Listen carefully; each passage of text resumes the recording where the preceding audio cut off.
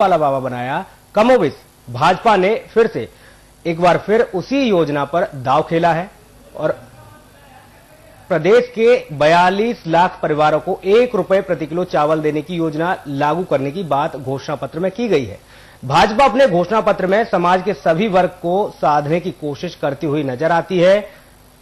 किसानों को 300 रुपए प्रति क्विंटल प्रति महीने बोनस देने की बात हो या फिर युवाओं को ग्रेजुएशन से पहले साल में एडमिशन लेने पर लैपटॉप और टैबलेट देने की बात हो, भाजपा सभी को खुश करने की कोशिश करती हुई नजर आई। इतना ही नहीं, भाजपा से दूर रहने वाले अल्पसंख्यक समुदाय की घोषणा पत्र के जरिए भाजपा से जोड़ने की कोशिश की गई है।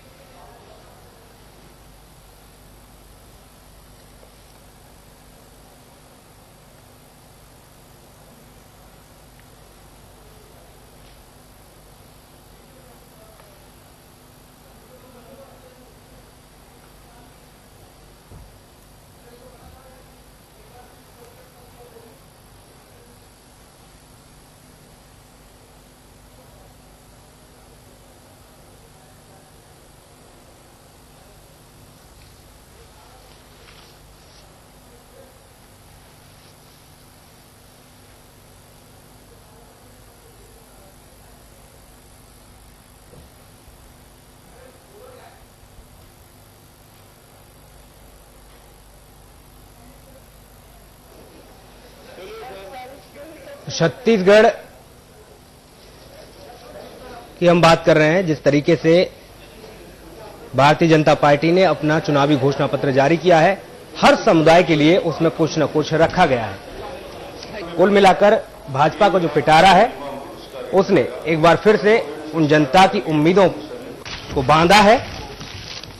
2008 में जिस योजना ने भाजपा को सत्ता में बिठाया और डॉक्टर रमन सिंह को चावल वाला बाबा बनाया, कमोबेश भाजपा ने फिर से एक बार फिर उसी योजना पर दांव खेला है।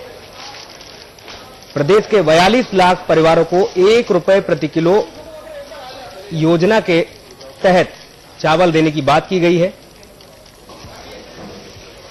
किसानों को 300 रुपए प्रति क्विंटल प्रति माह बोनस देने की बात कही गई है। युवाओं को ग्रेजुएशन के पहले साल में एडमिशन लेने पर लैपटॉप और टैबलेट देने की बात की गई है। साथ ही बेटी पैदा होने पर 1 लाख रुपए देने की बात की गई है। बेटी की शादी का खर्च भी भारतीय जनता पार्टी उठाएगी। अल्पसंख्यक समुदाय की घोषणा पत्र के जरिए भाजपा से जोड़ने की कोशिश भी की गई है। हर वर्ग को ध्यान में रखते हुए घोषणा पत्र 2013 जेपी नड्डा जी, मुख्यमंत्री रमन सिंह ने आज घोषणा पत्र जारी कर दिया।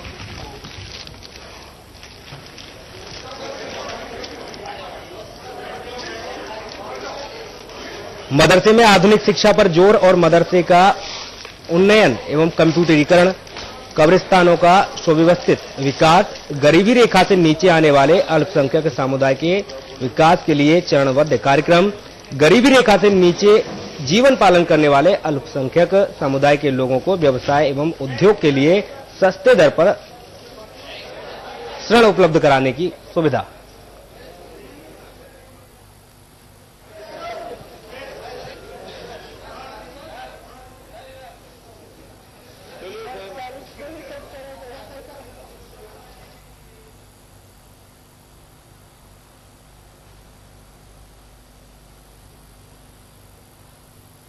और चलिए, भाजपा के इस पिटारे पर आज बहस करने के लिए हमारे साथ दो मेहमान मौजूद हैं। रायपुर स्टूडियो में अरुण सिंह जी हैं, भारतीय जनता पार्टी राष्ट्रीय कार्य समिति के सदस्य हैं। रमेश वर्ल्यानी जी हैं, प्रदेश महामंत्री हैं, अभी मीडिया कोऑर्डिनेटर भी बने हैं। बहुत बहुत स्वागत है आपका दोनों का। सबसे पहले मैं अरुण जी आपके पास आऊंगा। भारतीय जनता पार्टी ने आज अपना घोषणा पत्र जारी किया है, एक नए नाम के साथ, एक नए क्लेवर के साथ। 2008 में जिस तरीके से भाजपा को सत्ता में बिठाया गया था, उसको कहीं ना कहीं दोहराया गया है। हर वर्ग को, हर समाज को ध्यान में रखते हुए यह जारी किया गया है। पहली प्रतिक्रिया। देखिए, 2008 में भी मैं यहाँ चुनाव में था, 2003 के भी चुनाव में मैं यहीं पे था जी। यह मात्र घोषणा पत्र नहीं है, बल्कि यह मेरा संकल्प पत्र है। भारतीय जनता पार्टी जो कहती है वो करती है। सभी वर्गों के लिए कुछ न कुछ इसमें बात कही गई है। हम 4 कदम आगे बढ़ चुके हैं, 4 कदम आगे जाना है हमें। इसमें युवाओं के लिए बात कही गई है, 3% पे उनको हम अपना कर्ज देंगे, उनको अगर कोई व्यवसाय करना चाहेंगे। सेल्फ हेल्प ग्रुप, जो बहुत बड़ा सेल्फ हेल्प ग्रुप काम करता है, उनके लिए इंटरेस्ट फ्री की बात हमने कही है कि उनको इंटरेस्ट फ्री लोन दिया जाएगा। उसके अलावा जो और आपने जैसे सारी की बातें बताई थी कि धान का जो समर्थन मूल्य होगा 2100 रुपए होगा, इसके अलावा ढेर सारी बातें इसमें जो कही गई है उसको हम करेंगे। मात्र 200 दिन बचे हुए हैं, हमारी केंद्र में सरकार आ रही है। मुझको लगता है कि जो इसमें कहा गया है उससे अधिक हम करने वाले हैं। जैसे पिछली बार घोषणा पत्र में हमने लैपटॉप और टैबलेट की बात नहीं की थी, लेकिन हमने टैबलेट बांटी। उसी प्रकार मैं आश्वस्त करना चाहूंगा कि जितना इसमें कहा गया वो तो करेंगे, लेकिन 200 दिनों में हमारी केंद्र में सरकार बन रही है और यहाँ पे भी सरकार बन रही है, तो जो हम इससे अधिक करने जा रहे हैं। रमेश बरलियानी जी, भाजपा की सरकार बन रही है, क्या कहना है आपका? देखिए, हर पार्टी को ये अपना अधिकार है अपनी बात रखने का, ठीक है, लेकिन ये जनता है, तो जनता सब जानती है किसकी सरकार बनानी है। 2013 में जनता ने फैसला कर लिया है कि 10 साल के रमन सरकार के कार्यकाल में जितने भी इन्होंने वादे किए थे उन वादों को उन्होंने पूरा नहीं किया। इन्होंने कहा था कि हम किसानों को धान का समय बोनस देंगे 270 रुपया। इन्होंने लोकसभा चुनाव को देख के 1 साल दे दिया और अंतिम साल में विधानसभा चुनाव को ध्यान में रख के दे दिया। बीच के 3 सालों का जो बोनस था किसान का, वो लगभग 4000 करोड़ रुपया होता है, उससे किसानों को वंचित कर दिया, किसानों को छल जा गया। छत्तीसगढ़ के किसान इस बात को याद रख रहे हैं कि 3 साल का बोनस ये सरकार हमारा खा गई है। जहां तक हम लोगों ने स्पष्ट कहा है कि 2000 रुपया प्रति क्विंटल धान की खरीदी करेंगे हम लोग। इन्होंने कहा कि 2100 रुपए के लिए पार करेंगे।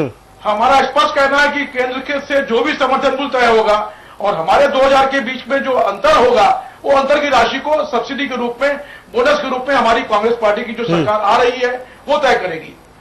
इसी तरह हम लोगों ने पीडीएस जो चावल है, जो 35 किलो चावल ये दे रहे हैं 1 रुपए में, वो हम निःशुल्क देंगे, केवल इनकम टैक्स पे लोगों को छोड़कर।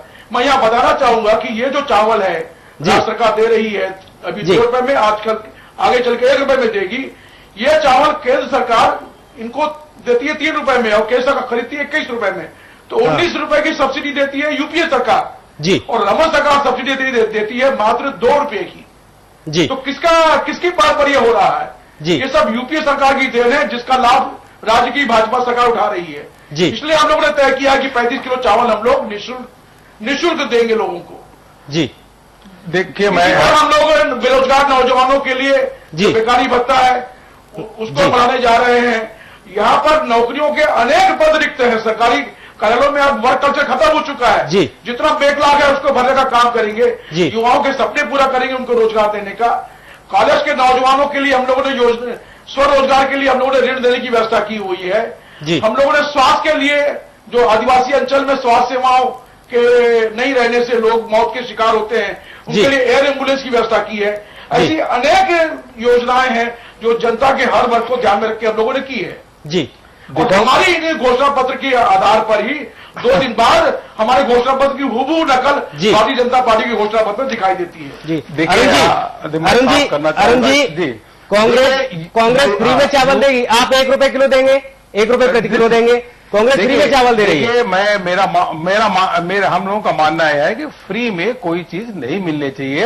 अगर 1 रुपए तो व्यक्ति पे कर ही सकता है। यह फ्री की बात इसलिए कर रहे हैं क्योंकि इनकी सरकार आने वाली नहीं है। क्या माना जाए, राजस्व को हानि होगी, राजस्व को हानि होगी अगर 1 रुपया प्रति किलो अगर चावल दिया जाएगा, तो कहीं ना कहीं वो पैसा राज्य के विकास में लगेगा। भैया, अगर यूपीए की बात अगर हम करने लगेंगे तो बात बहुत दूर तक जाएगी। 200 दिनों में अभी महंगाई कम करने का मनमोहन सिंह जी ने वादा किया था। हाँ, तो मैं आपने भाई साहब यूपीए की बात की, इसलिए मैं यूपीए छेड़ दिया जी। रमेश जी बात तो बहुत दूर तक चली जाएगी। देखिए रमेश जी, देखिए चाउर वाले बाबा बड़े खुश हुए। चाउर वाले बाबा हमारे रमन सिंह ने 1 रुपए किलो चाउर देने के उन्होंने वादा किया है जी। इसके साथ साथ जो चना भी वो दे रहे हैं, अब जी केंद्र सरकार के खाद्य सुरक्षा बिल, उसमें चने होने की बात नहीं है जी। हमने जो किया है, इन्होंने उठाया क्या किया, कांग्रेस ने जो हम कर रहे थे उसी को थोड़ा इंप्रूवमेंट कर दिया। एक कहा मेरा घोषणा पत्र है, और देखो वो लागू होने वाला नहीं है। इन सबको कांग्रेस को मालूम है कि भारतीय जनता पार्टी की 2/3 सारे चैनल बता रहे हैं, 2/3 बहुमत से बनने वाली है। उसका आधार भी मैं बता रहा हूं। देखिए हमारे 2% वोट हमारे एक्स्ट्रा है, 4% वोट मोदी जी की वजह से जुड़ जाएगा, तो 6% के वोट पे अरुण जी 2/3 मूल सवाल आपसे भी करूंगा। रमेश जी, आज जो घोषणा पत्र जारी हुआ है, आपकी नजर में वो घोषणा पत्र कैसा है? हम केंद्र की बात भी करेंगे, लेकिन पहले राज्य की बात कर लेते हैं। किस तरीके से आप इस घोषणा पत्र को देखते हैं?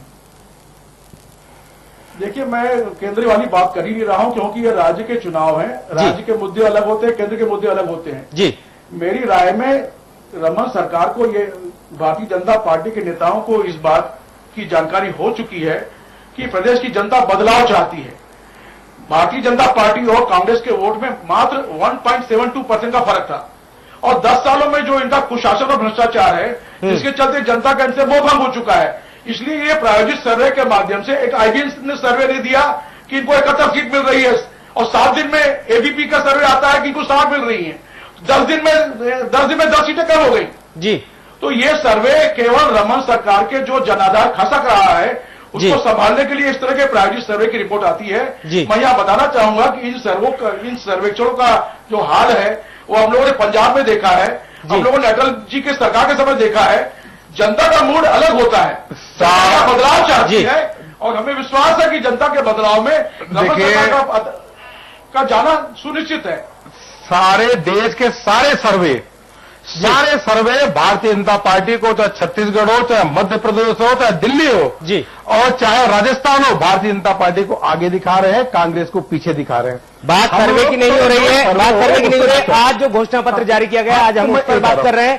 रमेश जी, घोषणा पत्र, अरुण जी, इतना बढ़िया। हाँ जी, जिस तरीके से प्रदेश के हित की बात आपने अपने घोषणा पत्र में की है, 2008 में भी आपने घोषणा पत्र 2008 में भी आपने घोषणा पत्र जारी किया था, उसमें भी तमाम बातें कही गई थी, हर वर्ग को उसमें शामिल किया गया था, चाहे वो अल्पसंख्यक की बात हो या किसी और वर्ग की, हर वर्ग को शामिल किया गया था। लेकिन ऐसी क्या मजबूरियां रही जो उनको पूरा नहीं किया गया? अब आपको कांग्रेस से खतरा लग रहा है प्रदेश में। अगर आपने पूरा किया होता तो भाई आपकी सरकार बन जाती।